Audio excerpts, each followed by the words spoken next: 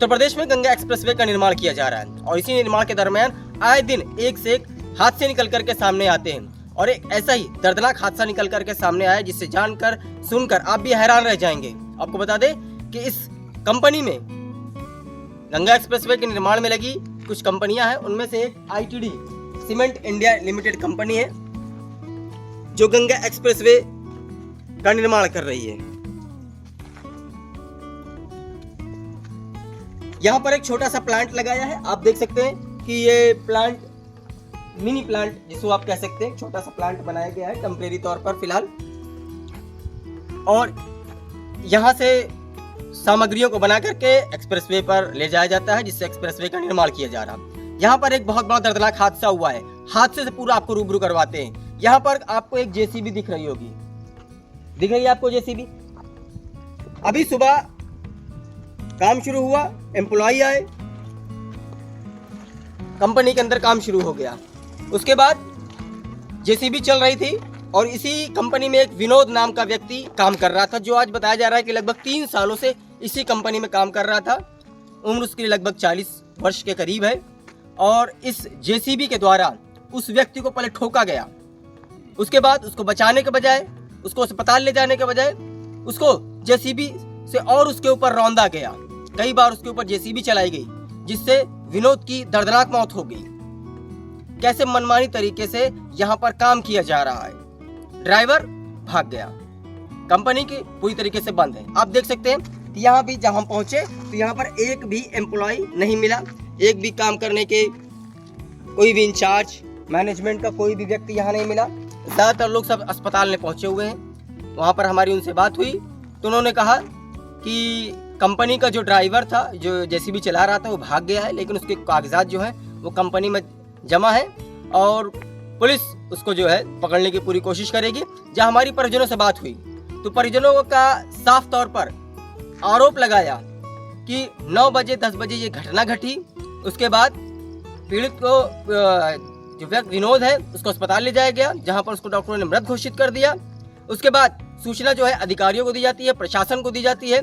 लगभग 3 घंटे बीत गए लेकिन प्रशासन का, अधिकारियों का कोई भी एक व्यक्ति अस्पताल नहीं पहुंचा उनका हालचाल जानने के लिए। इस बात को लेकर के परिजनों में काफी आक्रोश है। उनका साफ तौर पर कहना है कि प्रशासन यहाँ आए, फिर हम उनसे बात करेंगे, उनकी जो मांगे हैं वो अपनी मांगों को सामने रखेंगे, उसके बाद ही वो आगे की कार्रवाई करेंगे। नहीं तो उन्होंने कहा कि प्रशासन का यहाँ कोई नहीं आता है और हमारी मांगे नहीं की जाती है तो हम लोग सलोन ऊंचाहार मार्ग को जाम कर देंगे। ये घटना, इतनी बड़ी जो दर्दनाक घटना निकल करके सामने आई है, इसने झिझोक करके रख दिया है। इसी तरीके से पिछले कुछ महीने पहले आप लोगों को एक खबर और दिखाई थी मैंने कि गंगा एक्सप्रेसवे पर हाइड्रोलिक प्रेशर जो है वो मिट्टी बराबर कर रहा था और एक वृद्धा को उसने ठोक दिया। फिर उनको बचाने के बजाय उनके ऊपर मिट्टी लाद करके वहीं पर गाड़ दिया जिससे वृद्धा की भी वहीं पर दर्दनाक मौत हो गई। जिस तरीके से मनमानी तरीके से इस कार्य को किया जा रहा है, गंगा एक्सप्रेसवे का निर्माण किया जा रहा है, ये भी एक प्रशासन की बड़ी लापरवाही है कि कंपनियां यहाँ लगी हैं। यहाँ हमारी कंपनी के एम्प्लॉय से जब बात हुई तो उन्होंने बताया कि यहाँ पर कैमरा तक नहीं लगा जिससे ये मालूम ही नहीं पड़ सकता कि यहाँ पर कैसी ये घटना हुई है। इतनी बड़ी कंपनी है, इतना बड़ा काम किया जा रहा है और एक सीसीटीवी कैमरा तक नहीं लगा। कैसे ये मनमानी तरीके से कार्य को अंजाम दिया जा रहा है, ये भी एक प्रशासन की बड़ी लापरवाही है। वीडियो जर्नलिस्ट आशीष मौर्य के साथ इरफान अहमद, IPI न्यूज़, रायबरेली। आशीष कुमार पांडे, मेरा घर ब्राह्मण दर्रा है। क्या घटना ये घटी कि हमारे बड़े भैया की हत्या करवा दी गई IDT कंपनी में कमालपुर में। जबरदस्ती एक बार मारा गया, उसके बाद जबरदस्ती इनके ऊपर चढ़ाया गया जेसीबी, और जेसीबी ड्राइवर हमको तत्काल गिरफ्तार करके दिया जाए। कंपनी कोई कार्रवाई नहीं करे, प्रशासन नहीं आ रहा। ये बाबा के घर के खुलेआम हत्या, कोई देखने वाला नहीं है। कहाँ पे शिकायत? हमने CO साहब को बता दिया, SDM साहब को बता दिया और SO साहब को बता दिया। कोई प्रशासन 3 घंटा हो गया, कोई आया नहीं अभी तक। ड्राइवर पकड़ा गया कि? भाग गया ड्राइवर। हाँ, कंपनी कोई अधिकारी सुनने के लिए तैयार नहीं है। खुलेआम हत्या हुई, हत्या। हमें तत्काल उनकी गिरफ्तारी चाहिए बस। कोई अधिकारी आया? कोई अधिकारी नहीं आया अभी तक, कोई भी प्रशासनिक अधिकारी हमारे पास नहीं आया। 2 घटना कांड के और 2 घंटे हो गए। किसको किसको सूचना दी? आज कंपनी के पूरे मैनेजर को दे दिया गया, सीईओ साहब को दे दिया गया, एसडीएम साहब को दे दिया गया, एसओ साहब को दे दिया। अब क्या मैं मुख्यमंत्री को यहाँ बुलाऊं? उनके पास ये समय है, इनके जो बैठे क्या कर रहे हैं ये?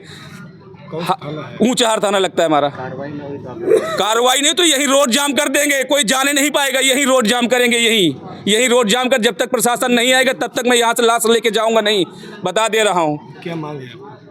हमारी मांग यही कि प्रशासन आए, उसके बाद हम मुझसे बात करें, उसके बाद हम बताते। छोटे छोटे बच्चे कौन जिम्मेदारी लेगा उनका? उनकी पूरी जिम्मेदारी एक कंपनी लेगी, उसके बाद आगे कार्रवाई होगी, और जिसने हत्या की है उसको तत्काल गिरफ्तार किया जाए, बस यही हमारी मांग है। ये जो एक्सपायर हुआ है वो हमारे बड़े भैया बड़े हैं भाई। जी, कितने साल से आईटी टीम 3 साल से रेगुलर काम कर रहे हैं उनके पास। उदयराज सिंह, क्या पता है? Plant manager. क्या पता है? प्लांट मैनेजर पीएम का। आपके यहाँ भी एक हादसा हुआ है, कैसे हुआ यार? ऐसे कानूनी है, प्लांट लोडिंग चल रही थी, आगे पीछे से अचानक से। इन लोगों ने आरोप लगाया है कि जेसीबी वाले ने जानबूझकर ठोकने के बाद इनको चढ़ा दिया गाड़ी। अब ऐसा तो कोई वहाँ पे देखा नहीं है, बाकी प्रशासन आ रहा है, जेसीबी को ऑपरेटर को गिरफ्तार किया जाएगा, पता चलेगा, सब कुछ जानकारी होगी बाद में। नहीं, सीसीटीवी तो नहीं है वहाँ पे, वो तो भय हो जाएगी, जानकारी हो जाएगी।